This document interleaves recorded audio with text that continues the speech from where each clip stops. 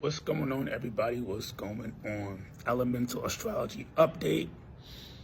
I got a lot to say today, so tune in, because I'm going to be changing some things up in the astrology world. So, the moon is currently in Leo. If you guys haven't noticed, the moon is very, very close to the sun. Why is that?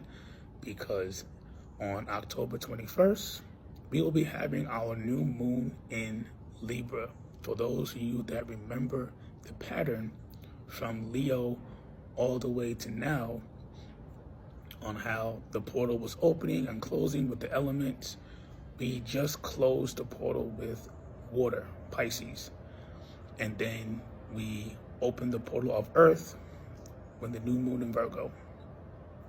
Then we closed it with Pisces. Now, pay attention to that closed portal. Pisces is the ending of the cycle. So our next full moon is going to be in Aries, then Taurus, then Gemini, then Cancer, then Leo, then Virgo, etc. It's going back to that pattern, right? Once something ends in Pisces, it's going to spin the block back to Aries. Remember that. Fire, earth, air, water, fire, Aries, earth, Taurus, air, Gemini, water, Cancer. So our next full moon is going to be in Aries. And our next new moon is going to be in air. Then after that new moon in air, our next new moon is going to be in water, which is Scorpio. You follow the pattern, you catch the wave of your subconscious, and you lock all the way in. And let's talk about these Psyche drives. We still have Jupiter in Gemini. We have Saturn, Chiron, Neptune in Pisces. That's your retrograde. Then we have Uranus in Taurus. That also is your retrograde. Then we have Mercury and Mars in Libra. And we have Venus in Virgo. And we have Pluto in Capricorn, which is your retrograde. So those are your Psyche drives. Remember, retrogrades, don't run from them. You work with them. You're upgrading your mind with the Psyche drives. When the Psyche drives shift into new elements, you learn how to harmonize that element in the sky with the element in your chart. And also, to correct myself from my previous videos, speaking of the houses. So when you do the house system for yourself, you will do, your house system is going to be based off of your rising sign when you were born. So me, I'm a Taurus, Virgo Taurus. So my rising sign when I was born is Aquarius. So my first house is Aquarius, my second house is Pisces, my third house is Aries, fourth house is Taurus, etc.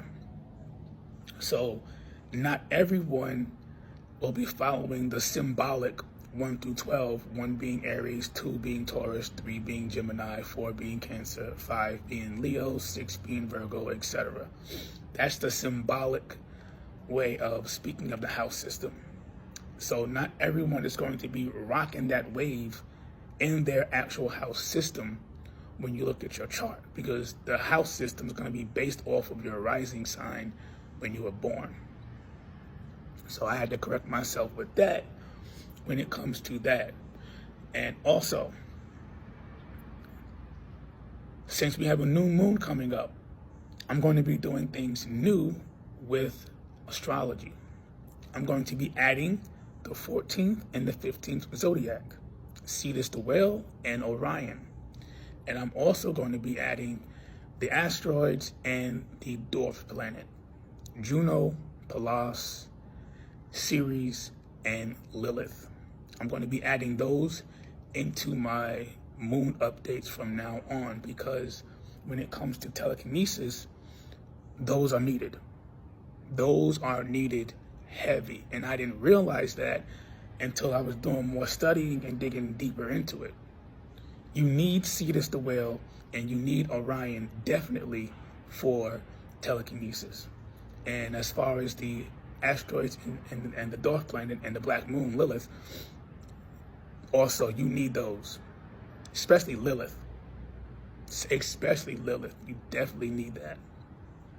So after the new moon, you guys will start seeing more of Orion, Cetus, and the asteroids and dwarf planet and Lilith. So stay tuned for that. I'm bringing those back into the wave of things because those actually land in constellations that we don't speak of.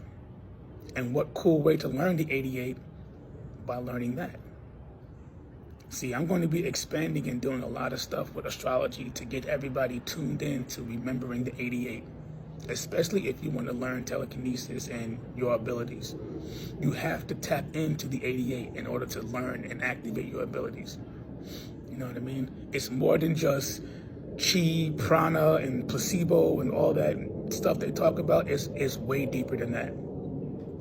All that stuff is just the basic stuff of learning telekinesis. But when you dig deeper into your celestial body,